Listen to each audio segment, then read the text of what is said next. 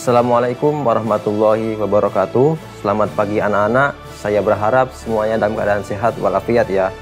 Pada video pembelajaran kali ini kita akan mempelajari materi mengenai wawasan Nusantara, baik dari pengertian, hakikat, asas, kedudukan, fungsi, dan tujuan dari wawasan Nusantara itu sendiri.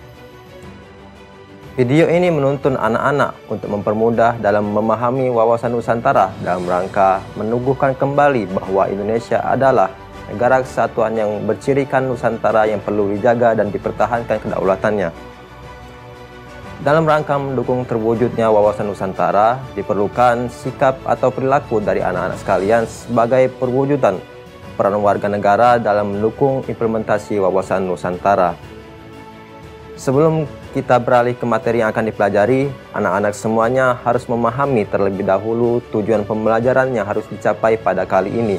Yang pertama, peserta didik dapat menjelaskan wawasan Nusantara, baik dari pengertian, hakikat, asas, kedudukan, fungsi, dan tujuan dari wawasan Nusantara.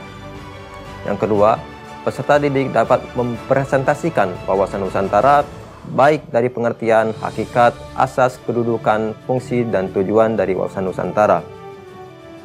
Sebelum memahami hakikat, asas, kedudukan, fungsi, dan tujuan dari wawasan Nusantara, anak-anak semuanya harus memahami terlebih dahulu apa itu pengertian dari wawasan Nusantara.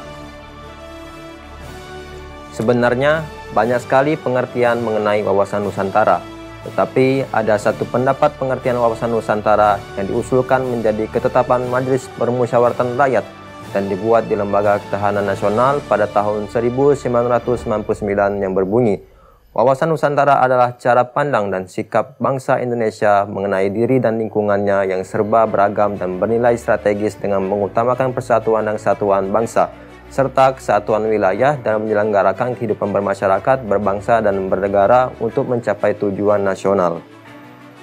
Setelah anak-anak memahami pengertian dari wawasan Nusantara, anak-anak juga harus memahami mengenai hakikat dan asas-asas wawasan Nusantara. Jadi, hakikat wawasan Nusantara adalah keutuhan Nusantara dalam pengertian cara pandang yang selalu utuh menyeluruh dalam lingkup Nusantara demi kepentingan nasional.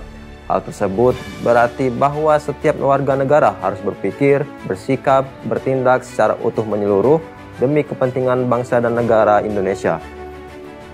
Adapun asas-asas wawasan Nusantara tersebut antara lain kepentingan yang sama, keadilan, kejujuran, solidaritas, kerjasama, dan kesetiaan terhadap kesepakatan bersama untuk menjadi bangsa dan mendirikan negara Indonesia.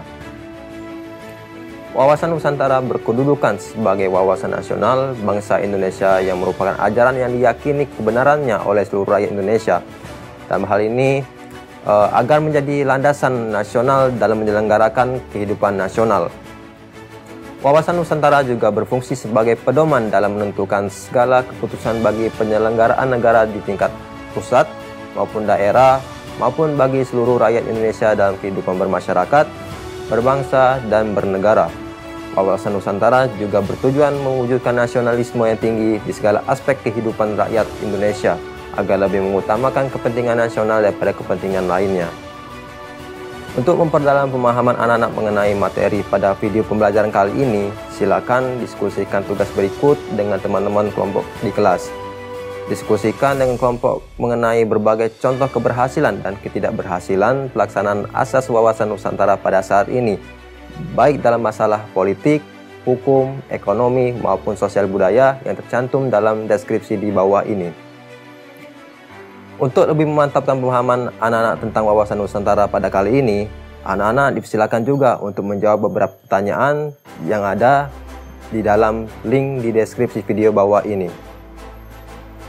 Guna mempertegas kembali materi yang telah kita pelajari, maka dapat disimpulkan bahwa wawasan Nusantara adalah cara pandang dan sikap bangsa Indonesia untuk mengenal diri dan lingkungannya yang serba beragam dan bernilai strategis dengan mengutamakan persatuan dan kesatuan bangsa serta kesatuan wilayah dalam menyelenggarakan kehidupan bermasyarakat, berbangsa, dan bernegara untuk mencapai tujuan nasional. Adapun asas-asas wawasan Nusantara tersebut antara lain kepentingan yang sama, keadilan, kejujuran, solidaritas, kerjasama, dan kesediaan terhadap kesepakatan bersama untuk menjadi bangsa dan mendirikan negara Indonesia. Wawasan Nusantara juga memiliki kedudukan, fungsi, dan tujuan. Kedudukan, fungsi, dan tujuan wawasan Nusantara antara lain sebagai ajaran yang diyakini kebenarannya oleh seluruh rakyat Indonesia, sebagai pedoman dalam menentukan segala putusan bagi penyelenggaraan negara, dan juga mewujudkan nasionalisme yang tinggi di segala aspek kehidupan rakyat Indonesia. Baiklah, kita telah mempelajari materi mengenai wawasan Nusantara, baik dari pengertian, hakikat, asas, kedudukan, fungsi, dan tujuan dari wawasan Nusantara itu sendiri. Diharapkan anak-anak bisa menjadi warga negara Indonesia yang baik, memiliki wawasan kebangsaan, mempunyai karakter generasi muda yang unggul.